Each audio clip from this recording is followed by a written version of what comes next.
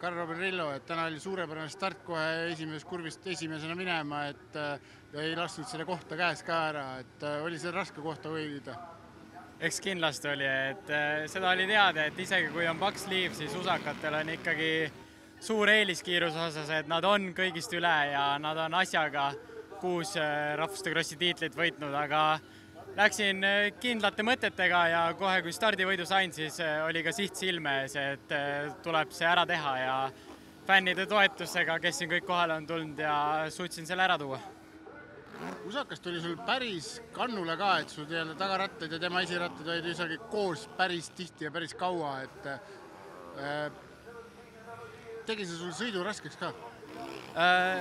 Füüsiliselt otseselt mitte, aga eks see vaimselt on kindlasti hästi raske, kui sa tead, et üks maailma kõige paremaid sõitjaid on sul otse kannul ja esindab riiki ikkagi, et ei ole ainult minu enda sõit, vaid ka on hästi paljude teiste eest aga suutsin end vaos hoida ja hoida see sõidu lõpuni ära see esikoht. Kui sa juba vagudest rääkisid, siis see rada on siin küll selline, et siin on ikka väga suured vaud ja väga raske sõita, et nii kui sa sealt eksid, viskab see teelt välja ka.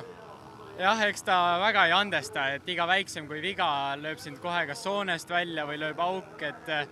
eks parimal juhul kaotad lihtsalt mitu sekundit, aga halvimal juhul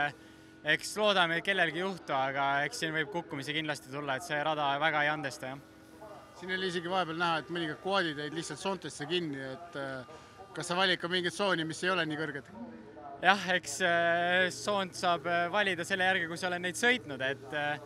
see sõit vedas, et suutsin kõik head sooned lõpuks üles leida ja neid ka sõita, aga eks näisi, mis nädalavahetus toob, et see rada muutub ja ta ei muutu samamoodi, et iga ringiga on erinev ja peab silmi lahti hoidma.